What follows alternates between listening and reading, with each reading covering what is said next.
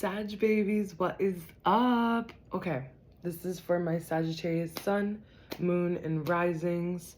We are doing your reading for the year of the horse. And as you may have heard, this is a very intense energy that will be fast moving and about new beginnings and being the most authentic version of ourselves. So it's best to, get acquainted with this energy early so you can really use it to make all your wildest dreams come true and to heal yourself and help heal the community because, we're going through it right now. Okay, so we are exiting the year of the snake.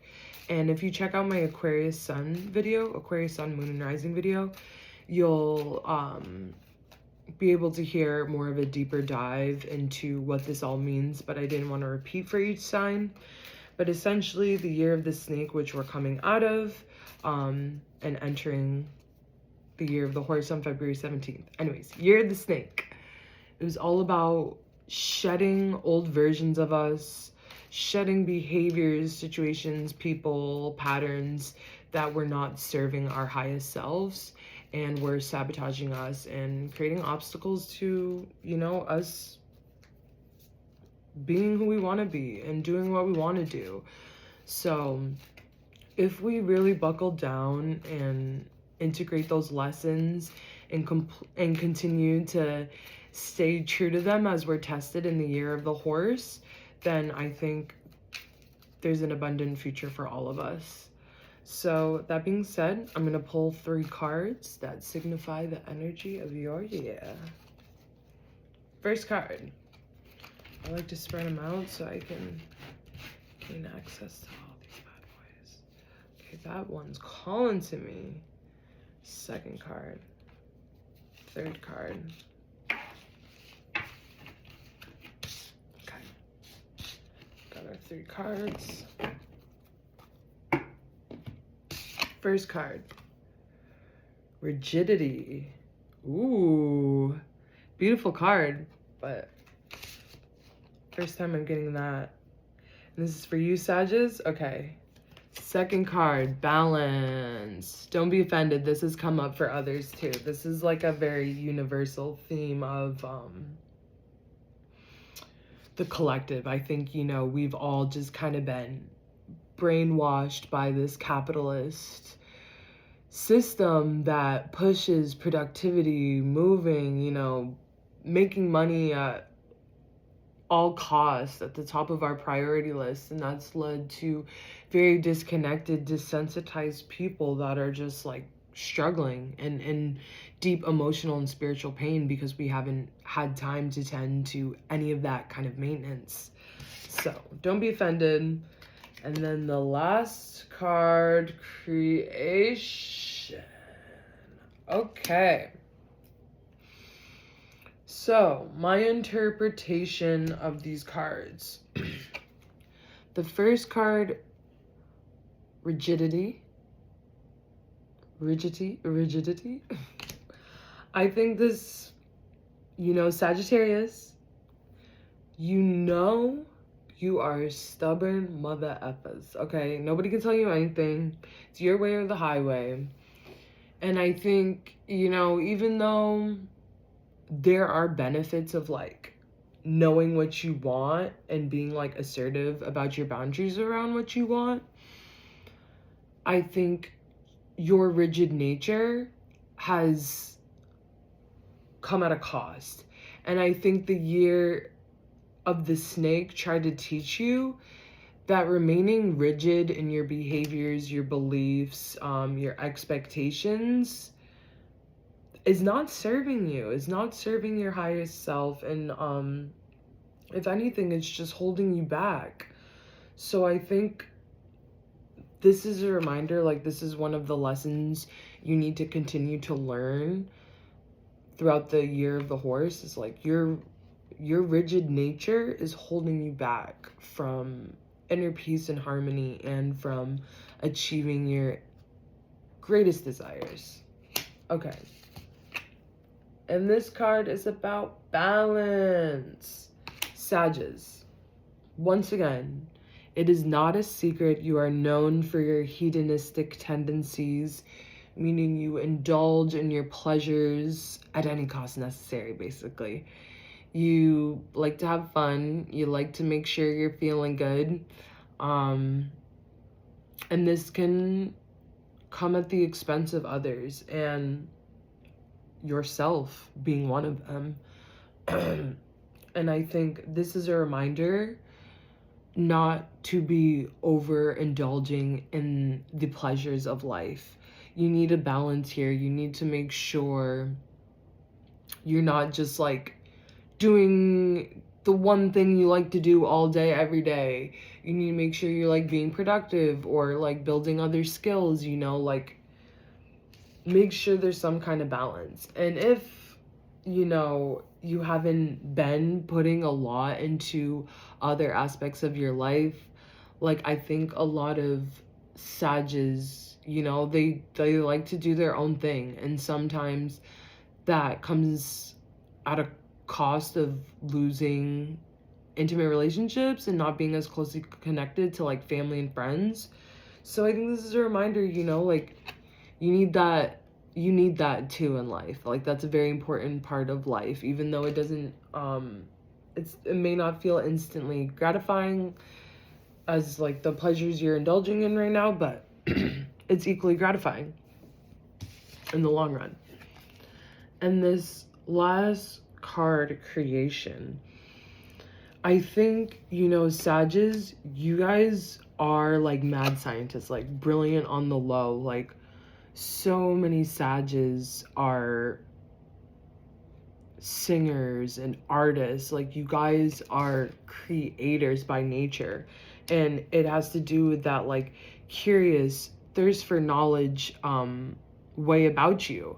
But I think that downfall, and I think that's what this balance and rigidity card is talking about. Like I think you've been too rigid about something, and it's leading to an unbalance, either like your mindset about something or your behaviors or what you're indulging in. It's leading to an unbalance, and that in turn is blocking you from being able to create and get in touch with your creativity. And that the first step of creation is being able to get in touch with your creative energy and spirit. So you might be having a lot of frustrations coming out of this year of the snake because you're feeling stagnant. You haven't been able to create. And I think that has to do with this imbalance here. Okay, that is what I have to say about these cards. Now let's see what the dear creators of the deck wrote. I don't know. I'm tired. It's like almost 1 a.m. These readings took a little longer than I thought. But anyways, my point being, I don't know if I told you all that I like to mix my spiritual, you know, oracle reading of the deck with what the people that made the deck, they put out books with them. And I like to see what they say about the cards, because obviously they have a way deep, intimate connection with these cards because they created them. So I like to turn to them also for the expertise and look at it for you. It's like a 2-for-1. You get to have like two people's interpretations, and I'm the type of person who's of collaborative spirit, so I think the more brains the better. So let's see what they said for, once again, the rigid card. The seeker of the heart's truth may stumble and fall. You can pick yourself up and continue your quest, whether it is to find true love or eternal knowledge. Moving forward to fulfill a goal becomes easier when your passion supports your efforts. So once again, being at a balance, I think you have been overindulging in something, and you may want these things to happen, but if you're not making the effort, if you're not putting the passion behind them to happen, you won't be able to create. So yes, continuing, just be careful of the ego traps of self-congratulation and self-righteousness. You may have a tendency to hang on tightly to beliefs or attitudes about others, other groups, or other matters. And this is what I was talking about. I think you have a rigid outlook on something that is a source of a lot more of your pain and suffering than you realize. And I think you just need to let go of a lot of these maybe resentments or beliefs and attitudes that come from an ego-based place. And the ego has been a theme in a lot of the collective's readings. And a way to identify if a behavior is coming from the ego is, is it serving my sense of power and control and I'm being like number one? Like those are all telltale signs that your ego wants to be fed, and that's coming from your ego, those beliefs and attitudes. So really try to fight back against that. I know easier said than done, but I think you will find a lot of rewards on the other side of fighting back against those patterns. Okay. If you become a victim of your own insistence that you're the one who is right, or self-righteousness, or both, you are out of the fifth chakra and slide down to dead-end thinking, such as that you're better than someone else or others in general. And your way is right and theirs is not only wrong, but they're probably jerks too. And this is something, I love you, Sages, but I have noticed there is like a self-righteousness with Sages. Like, y'all think you know what's best. Like what I was talking about earlier, like it's your way or the highway. Like you think you know what's best. You think you are dialed in, 100% what's going on. Your interpretations of the situation are accurate.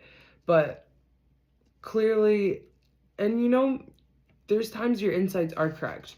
But what the universe is telling you is that some kind of belief or attitude here is holding you back and is wrong and is serving the ego.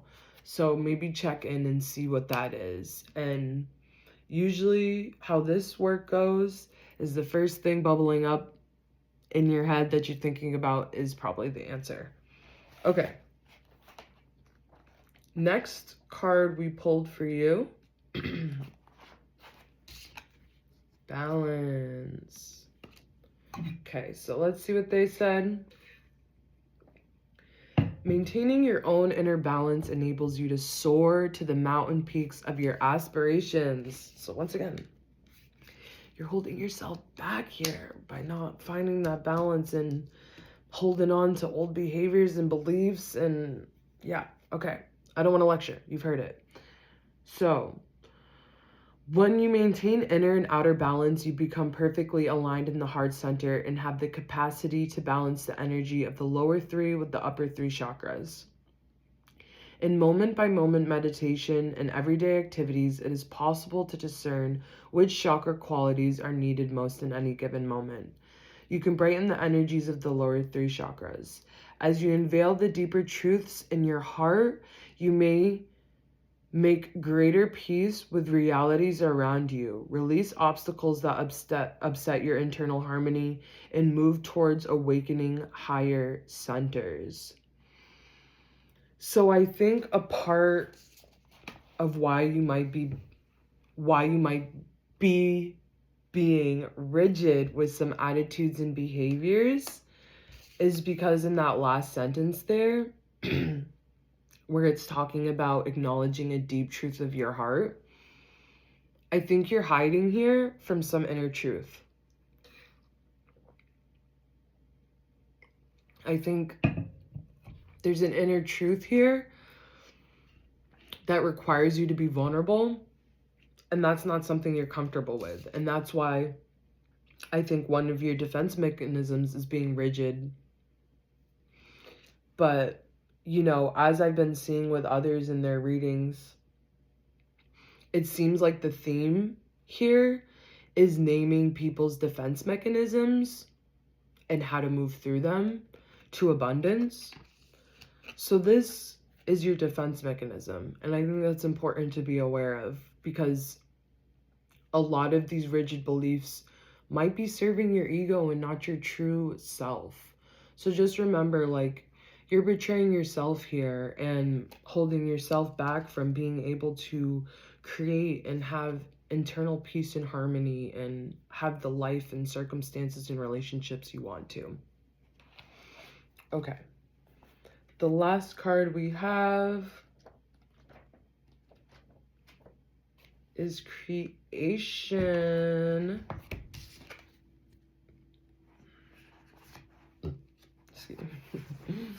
Okay, what the book says. The cry that awakens one birth opens the creation storybook of life. Finding truths and patterns woven into the tapestry of your personal narrative can strengthen self-knowledge. Uncovering and following the guidance of your heart's longing helps solidify a vision of what you most want to create or accomplish. Okay, let's pause. So I think another thing that is holding you back from creating is what this balance card was talking about. You were denying some kind of truth. And so since you're denying some kind of truth, how can you possibly manifest the kind of reality you truly want if your inner thoughts aren't even aligned with what you really want? Does that make sense? So say, for example, like, I really want this new job. Oh, I really want this job.